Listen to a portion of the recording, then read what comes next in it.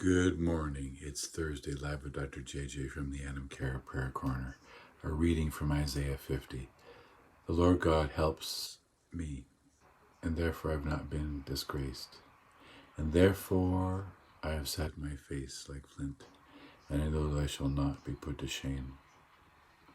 It's a gift when we receive help from God and through each other.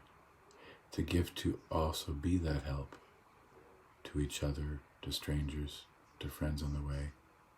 When we think of Jesus, Gandhi, Mandela, Parks and King, these faithful ones can be as intimidating as they are inspiring, but we too have been called to be servants.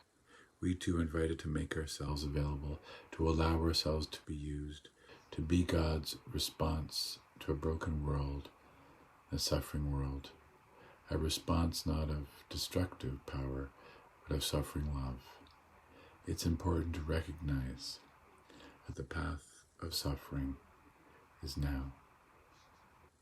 The path of suffering is related to the servant, the chosen servant, or at least willingly endured.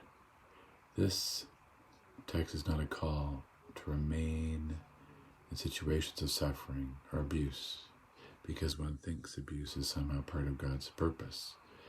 God's way leads always toward healing and wholeness.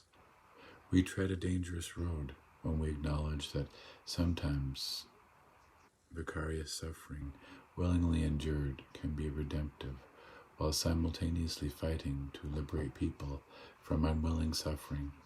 We must proceed cautiously. Notice the personal feel of this servant song. The name of God is used 4 times in 6 verses, suggesting a deep intimacy.